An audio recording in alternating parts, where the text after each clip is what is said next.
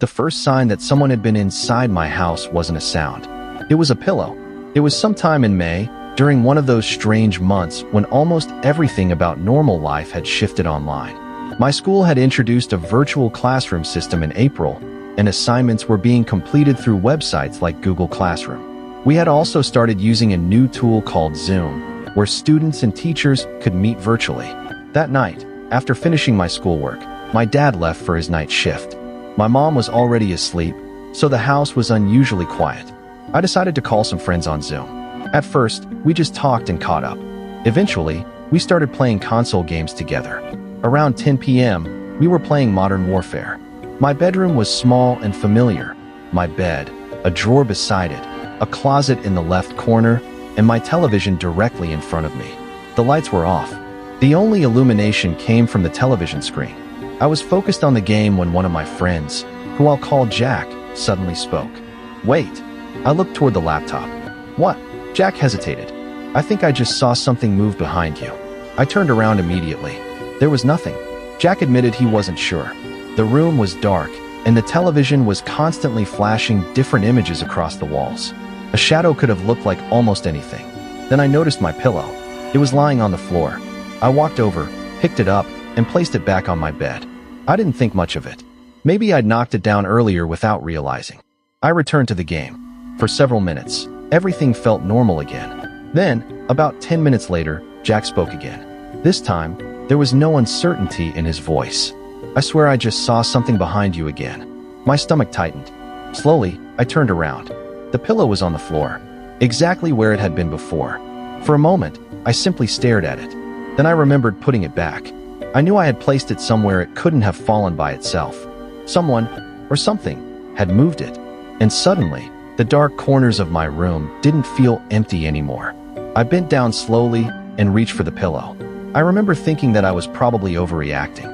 Maybe there was some explanation I hadn't noticed. Maybe the pillow had somehow slid off the bed. But before I could pick it up, Jack screamed. I froze. I dropped the pillow and rushed toward my laptop, which was sitting on a chair nearby. "What happened?" Jack didn't answer the question directly. "Look under your bed." For a second, I didn't understand. Then I looked. The television was still shining across the room, throwing a pale glow underneath the bed. And in that faint light, I saw two eyes. They were looking directly at me. My body went completely still. There was a person hiding underneath my bed. The moment he realized I had seen him, he moved. He shot out from beneath the bed and lunged toward me, reaching as if he intended to grab me. I didn't have time to think. I reacted instinctively, swinging my arm as hard as I could. My fist struck him directly in the nose. He stumbled backward and fell onto my bed. For a split second, everything seemed suspended. Then I saw blood running from his nose. He was a man. He looked at least 45 years old. He was extremely thin, but tall, probably around 6'3". His long, dry, straight hair looked as though it hadn't been cut or washed in at least a year. His beard was rough and scratchy, adding to an appearance that made him seem completely disconnected from ordinary life. I didn't wait to see what he would do next. I ran. I sprinted from my bedroom to my mother's room and locked the door behind me. My breathing was so loud that I could barely hear anything else. Then I heard footsteps. Heavy footsteps. The man had recovered. He was walking through the house. I shook my mother awake and told her to call the police. She was groggy and confused, asking me what was happening, but I kept telling her to call. Then the footsteps came closer. I could hear him moving from room to room. He was looking for us. The house suddenly felt impossibly small. There was nowhere left to hide. Eventually, the footsteps stopped outside my mother's bedroom. The door handle moved. He knew where we were. I expected him to start pounding on the door immediately. He didn't. Instead, there was silence. Then I heard a small chuckle from the other side. I moved closer to the floor and looked through the narrow gap underneath the door. His feet were standing directly outside. There were a few drops of blood on the floor. Then something even worse happened. He bent down. His face appeared on the other side of the gap. I could see one bloodshot eye staring directly at me.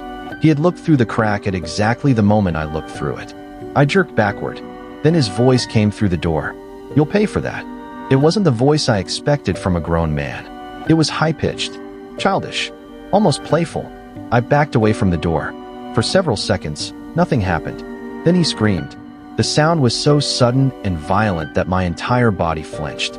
He began slamming against the door. Again and again, the frame shook with every impact.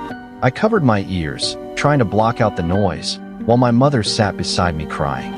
Neither of us knew how long the door would hold. The police had already been called, but waiting for them felt unbearable.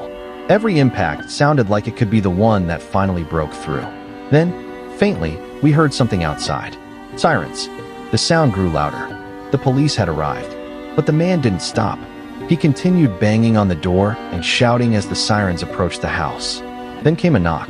A police officer announced himself. Almost immediately, the officers heard what was happening inside. The door was forced open. It happened so quickly that it felt unreal, almost like something from a movie. The man stopped. For one brief second, I thought the officers had already caught him. Then I opened the door. He was standing there, facing two police officers. His body was tense. He looked as though he was preparing to attack them. He stepped toward the officers. One of them reacted instantly. A taser was fired. The man collapsed and began shaking violently. The officers moved in, restrained him, and placed him in handcuffs. They took him outside toward the police car. A third officer stayed behind with my mother and me. He began asking questions. I told him everything, from the Zoom call, to Jack seeing movement, to the pillow, to the eyes beneath my bed, and finally to the confrontation at the bedroom door. But the story wasn't finished. The police still had one question to answer. How had this man gotten inside our house in the first place? The officers searched the house carefully, looking for the point where the intruder had entered. Eventually, they found it. He had broken into the house through a window in my dad's office. That realization made everything worse. This hadn't been some random misunderstanding. He had deliberately entered our home while we were inside. Then the officers searched my bedroom. Under the bed where the man had been hiding, they discovered something that made my stomach turn. There was a small axe and a drill. The same place where I had been sitting only minutes earlier had contained tools that could have been used to hurt someone or force their way through something. The man was taken away. Later, we learned that he wasn't documented, and nobody seemed to know who he was. There was no family anyone could identify, no obvious connection to us, and no clear explanation for why he had chosen our house. He was eventually sent to a mental institution. For most people, that might have been where the story ended. For us, it should have been enough. An intruder had been caught. The police had arrived. My mother and I were safe, but the police still wanted to know where the man had come from. They questioned him about where he had been living. His answer was strange. He told them he lived in the woods near our home. So the police went looking. They searched the surrounding woods, trying to find evidence that could explain who this man was and how long he had been there. Eventually, they found a small, secluded area hidden among the trees.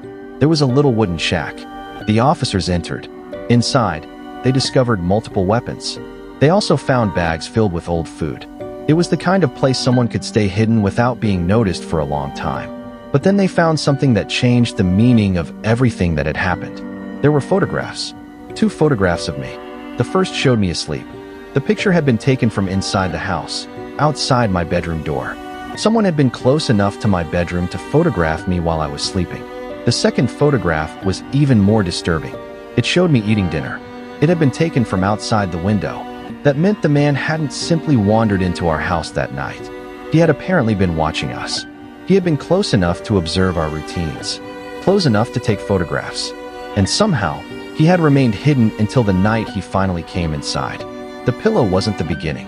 It was only the moment we realized something was already there. After everything was over, I kept thinking about the same question. How long had he been watching us? The police had found the shack hidden in the woods, along with weapons, old food, and photographs of me. But those photographs raised questions that nobody could answer. The picture of me sleeping meant he had been near my bedroom. The picture of me eating dinner meant he had watched me from outside the house.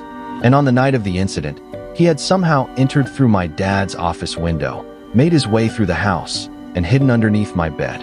I had been sitting only a few feet away from him, playing a video game, talking to my friends, completely unaware. Jack was the one who noticed something. At first, he thought he had seen a blurred movement behind me. Then he saw it again. I dismissed the first pillow as an accident. I couldn't dismiss the second one. And if Jack hadn't been watching through the Zoom call, I might never have looked under my bed.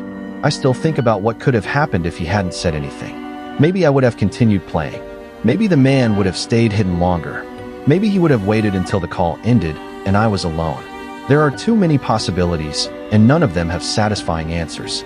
The worst part is that there was nothing supernatural about what happened. There was no ghost, no unexplained creature, no impossible event. There was simply a person who had entered our home, hidden beneath my bed, and apparently spent enough time watching our family to photograph me without us knowing. That is what makes the memory so difficult to forget. Because after that night, every unexplained sound in the house felt different. A movement outside a window, a floorboard creaking, a shadow passing across a wall. Even something as harmless as a pillow on the floor could suddenly make me wonder whether someone else was nearby. The man was caught. The police found where he had been staying. My mother and I survived.